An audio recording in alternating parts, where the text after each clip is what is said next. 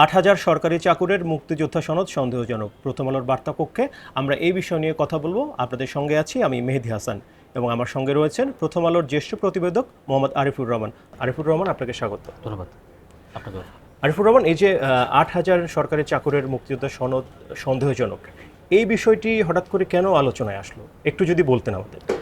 আচ্ছা, অন্তর্বর্তী সরকার দায়িত্ব নেওয়ার পর ২০২৪ সালের ৫ই আগস্ট দায়িত্ব নেওয়ার ৮ই আগস্ট তারা যখন দায়িত্বটা নেয়, তারপরে সরকার একটা সিদ্ধান্ত নিল যে বিগত সময়ে এই মুক্তিযোদ্ধা কোটায় যারা চাকরি পেয়েছে তাদের তারা তালিকা করতে চায়। সে অনুযায়ী তারা ১৫ই আগস্ট মুক্তিযোদ্ধা মন্ত্রণালয়ের উপদেষ্টা তখন ফারুকী আজম তিনি এই সিদ্ধান্তটার কথা জানান এবং পরবর্তীতে সব মিনিস্ট্রিতে চিঠি দেওয়া হয়। চিঠিতে বলা হয় যে সব মন্ত্রণালয়, আমাদের ৫৭টা মন্ত্রণালয় আছে এবং ৩টা কমিশন আছে, সেই ৩টা কমিশন চিঠি দেওয়া হয় যে সব মিলিয়ে বাংলাদেশের মিনিস্ট্রিগুলোতে কতজন কর্মকর্তা কর্মচারী এই মুক্তিযুদ্ধ কোটায় চাকরি পেয়েছে। সেই চিঠির প্রেক্ষিতে সেপ্টেম্বর মাস থেকেই তালিকাগুলো আসতে শুরু করে এবং এ পর্যন্ত তাদের কাছে যে তথ্যটা আসছে ৯০,০০০-এর বেশি এই মুক্তিযোদ্ধা কোটায় চাকরি পেয়েছে। এর মধ্যে এখন তারা যেটা মুক্তিযোদ্ধা মন্ত্রণালয় যেটা দেখছে যে সত্যিকার অর্থে যারা মুক্তিযোদ্ধা কোটায় বা সনদ নিয়ে চাকরি করছে আর এবং যারা মুক্তিযুদ্ধ ভুয়া সনদ দিয়ে চাকরি করছে এই তালিকা তারা বের করছে। সেই অনুযায়ী তাদের যে এখন পর্যন্ত তালিকাটা তারা দেখা যাচ্ছে যে অন্ততপক্ষে ৮,০০০-এর মতো যারা সত্যিকার অর্থে এরা মুক্তিযুদ্ধ সনদ না এবং তথ্যের গরমিল আছে, এরকম একটা সংখ্যা তারা বের করেছে, যেটা এখন পর্যন্ত সেটা এখন প্রকাশ করে নাই, তারা এখন তাদের কাছে তথ্যটা আছে। আরিফুর রহমান, আপনি যেমনটি বলছিলেন যে সরকার বিগত সময়েও এই বিষয়টি নিয়ে উদ্যোগ নিয়েছে এবং বর্তমানে সেটির ধারাবাহিকতা চলছে। তো অন্তর্বর্তী সরকারের সময় আমরা দেখেছিলাম যে একজন উপজেলা নির্বাহী কর্মকর্তা তিনি মুক্তিযোদ্ধা সনদ জালিয়াতির করে চাকরি নিয়েছেন এরকম একটি অভিযোগ উঠেছিল এবং তিনি বর্তমানে কারাগারে রয়েছেন। তো এরকমের ইউনোর মতো পদে থেকে এরকম একটি তার বিরুদ্ধে জালিয়াতির অভিযোগ রয়েছে, তার বর্তমানে কি অবস্থা আছে একটু যদি বলতেন আমাদের। আচ্ছা, এটা শুধু একজন উপজেলা নির্বাহী কর্মকর্তা নন, বিগত আওয়ামী লীগ সরকারের সময়ও আমরা দেখেছি যে আমাদের প্রথম আলোতে আমরা নিউজ করেছিলাম তখন যে মুক্তিযুদ্ধের সনদ নিয়ে ভুয়া সনদ নিয়ে তারা চাকরি করেছেন ৫ জন সচিব কি আমরা পেয়েছিলাম যারা ভুয়া সনদ নিয়ে তারা চাকরি করেছিলেন, যদিও পরবর্তী তাদের সেই সনদগুলো সরকার বাতিল করে দেয়। তেমনিভাবে একজন উপজেলা নির্বাহী কর্মকর্তা যিনি সবশেষ চাঁপাইনবাবগঞ্জে নাচলে ছিলেন, তার মুক্তিযোদ্ধা সনদটা ভুয়া ছিল, যেটা দুর্নীতি দমন কমিশন মামলা করেছিল, সেই মামলার প্রেক্ষিতে উনি এখন কারাগারে আছেন। শুধু এই সচিব ইউনো না, সরকারের বিভিন্ন মন্ত্রণালয় বিভিন্ন সময়ে এরকম অভিযোগ আসছিল বিচ্ছিন্ন, তখন নিউজগুলো বিচ্ছিন্নভাবে হয়েছিল যে এক এক সময় এক একজন জাতীয় রাজস্ব একজন কর্মকর্তা, আমরা যতটুকু মনে পড়ছে এখন, তিনিও এরকম ভুয়া মুক্তিযোদ্ধা সনদ নিয়ে তিনি সরকারি চাকরি করছেন। সরকারের বিভিন্ন মন্ত্রণালয়ে এরকম আছে। এবারই প্রথমবারের মতো অন্তর্বর্তী সরকারের যে ধারাবাহিকতা, তারা যেটা বলছে যে না, যারা ভুয়া সনদ দিয়ে যারা চাকরি করছে তাদের একটা তালিকা করার। এখন পর্যন্ত যারা দেখা যাচ্ছে ৯০,৫৩৭ জন যারা এখন পর্যন্ত মুক্তিযোদ্ধা কোটায় চাকরি করছেন, এর মধ্যে ভুয়া সনদ দিয়ে চাকরি করছেন সেই সংখ্যাটা ৮,০০০-এর মতো আসছে তালিকাটায়। মানে এই তালিকা কি আদৌ আলোর মুখ দেখবে কিনা, এটার ভবিষ্যৎ আসলে কি? আচ্ছা, এই তালিকায় এখন যেটা হচ্ছে যে আমরা যতটুকু খোঁজখবর নিয়েছি তাতে দেখা যাচ্ছে যে এই তালিকাটা আরও আগে প্রকাশ করার কথা, কিন্তু এই তালিকাটা মানে যতটুকু সম্ভব, যতটুকু বুঝতে পারছি আমরা, যে মন্ত্রণালয় থেকে একটু মানে ডিলে করা হচ্ছে, একটু বিলম্ব করা হচ্ছে। কিন্তু আমি জিজ্ঞেস করেছিলাম, তারা বলছে যে না, এখন তারা পরিবীক্ষণ করছে, এটা পরিবীক্ষণ করে তারা আসেন। কিন্তু আমরা যতটুকু বিশেষজ্ঞের কথা বললাম, মুক্তি মন্ত্রণালয়ের বিভিন্ন জায়গায় কথা বলেছে, তারা বোঝাচ্ছে যে তারা একটু বিলম্ব করার চেষ্টা করছে। যদি এখন নতুন সরকার ক্ষমতায় আসছে, তারা এখন এটা রাজনৈতিক একটি সিদ্ধান্ত, যেহেতু এই যারা নিয়োগ পেয়েছে এই ভুয়া মুক্তিযুদ্ধ সনদ নিয়ে, এটা সব রাজনৈতিক দলের সময় নিয়োগ পেয়েছে, আওয়ামী লীগ সরকার আমরা নিয়োগ পাওয়া, বিএনপি সরকার আমরা নিয়োগ পাওয়া। এবং প্রশ্ন হচ্ছে রাজনৈতিক সিদ্ধান্ত, সরকারকে আসলে এই তালিকাটা প্রকাশ করবে কিনা। আমরা বিগত সময়ে বিভিন্ন সরকারের ক্ষেত্রে উদ্যোগ নিয়েছিল যে ভুয়া মুক্তিযোদ্ধা যারা রয়েছেন বা রাজাকারদের তালিকা করা হবে, উদ্যোগ নেওয়া হয়েছিল, কিন্তু কখনোই এটি বাস্তবায়ন আমরা দেখিনি। তো এখন যে উদ্যোগটা নেওয়া হয়েছে সেক্ষেত্রে জোরালো কতটুকু উদ্যোগ হচ্ছে, আপনি যোগাযোগ করেছেন, প্রতিবেদন করেছেন, কতটুকু জানতে পেরেছেন? এর আগে ২০১৪ সালে আওয়ামী লীগ সরকারের আমলেও এরকম একটা মুক্তিযোদ্ধা তালিকা করার একটা উদ্যোগ নেওয়া হয়েছিল। ২০১৮ সালের পরবর্তীতে একটা উদ্যোগ নেওয়া হয়েছিল আওয়ামী লীগ সরকারের আমলে, যদিও এবং একটা রাজাকারের তালিকা করার একটা উদ্যোগ নেওয়া হয়েছিল, কিন্তু যদিও একটিও আলোমুখ দেখেনি এবং কোনো তালিকা এখন পর্যন্ত প্রকাশ করা হয়নি। খুব একটি স্পষ্টতার একটা বিষয়, সরকার এই যে কাজগুলো করতে গেলে আমাদের একটা জটিলতা তৈরি হয়, কেন যেন বিভিন্ন জায়গা থেকে একটা তদবির শুরু হয়, সেজন্য আসলে তালিকাটা করা হয় না। তো এবার যেহেতু একটা নতুন সরকার ক্ষমতায় আসছে, আমরা নতুন মুক্তিযুদ্ধ মন্ত্রী তার সঙ্গে দেখা করতে গেছি, উনি বলেছেন যে মাত্র উনি সরকার দায়িত্ব নিয়েছে, তো এখনই এটা প্রকাশ করা হবে কিনা এটা উনি বলতে পারছেন না। সময় নিয়ে হয়তো ওনারা যদি রাজনৈতিক সিদ্ধান্ত, যেহেতু বিষয়টা তারা প্রকাশ করবে, সময় হতে বলে দেবে আমাদের। আমরা যদি আরেকটি বিষয় জানতে চাই, যাদের বিরুদ্ধে অভিযোগ প্রমাণিত হয় তাদের ক্ষেত্রে কী ধরনের শাস্তিমূলক ব্যবস্থা নেওয়া হয়, এবং এর সঙ্গে আরেকটু যুক্ত করি, সরকারি চাকরির ক্ষেত্রে বিশেষ করে সরকারি কর্ম কমিশন অর্থাৎ পিএসসির ক্ষেত্রে যে বিসিএস এর নিয়োগগুলো হয়, নিয়োগের আগে দেখা যায় যে বিভিন্ন স্তরের কয়েক স্তরের যাচাই বাছাই করে নিয়োগ হয়।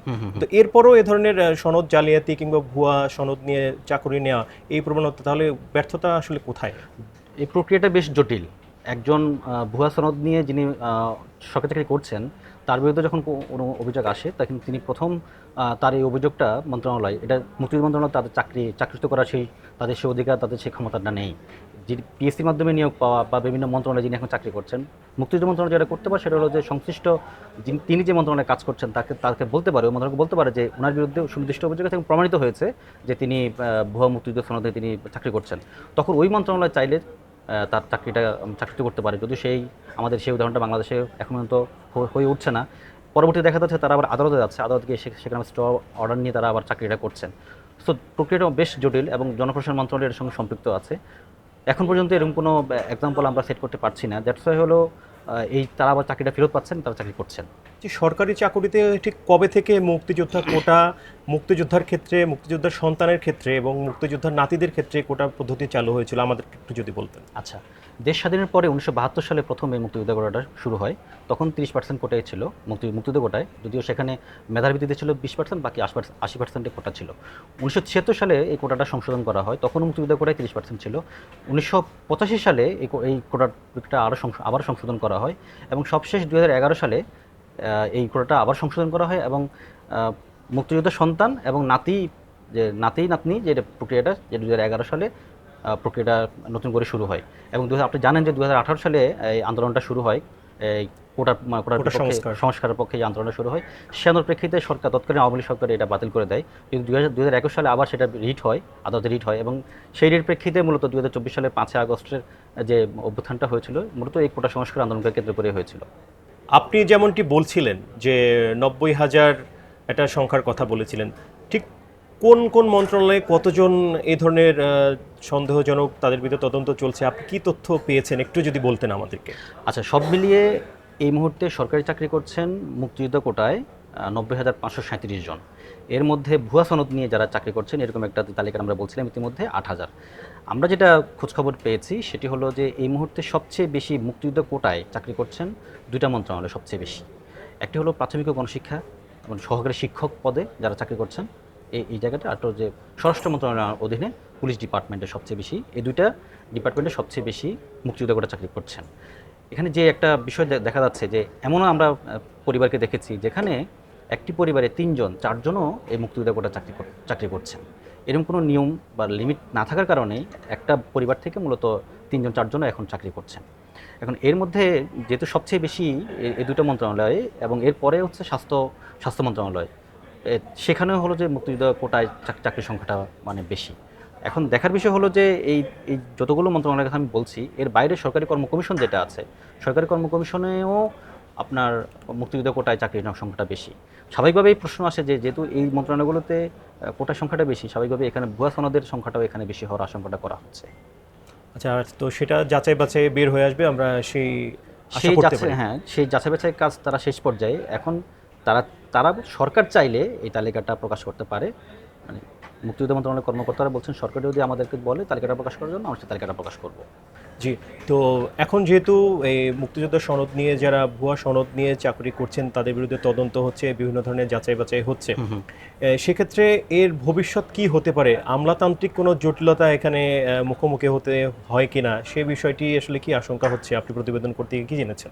এইটা সবশেষ যেটা নির্ভর করবে সরকারের রাজনৈতিক সিদ্ধান্তের উপরে। সরকার যদি মনে করে যে তারা এই তালিকাটা প্রকাশ করবে এবং এখানে যারা ভুয়া সনদ নিয়ে চাকরি করছে তাদের তালিকাটা সরকার প্রকাশ করবে এবং সত্যি করতে সেখানে একটা জবাবদিহি জায়গাটা নিয়ে আসবে এবং তাদেরকে চাকরিচ্যুত করার একটা ব্যবস্থা করবে, সেটাই নিশ্চয়ই সবাই আশা করবে। কিন্তু যদিও বিষয়টা রাজনৈতিক সিদ্ধান্ত, সরকার শেষ পর্যন্ত বিভিন্ন জায়গা থেকে যখন তদবির আসা শুরু করবে, এবং আপনি জানেন যে এখানে ক্যাডার এবং নন ক্যাডার সব মিলেই এখানে 8,000-এর মতো ভুয়া সনদ নিয়ে তারা চাকরি করছেন এবং অনেকেই এখানে গুরুত্বপূর্ণ জায়গাগুলোতে বসে আছেন ভুয়া মুক্তিযোদ্ধা সনদ নিয়ে যারা চাকরি করছেন।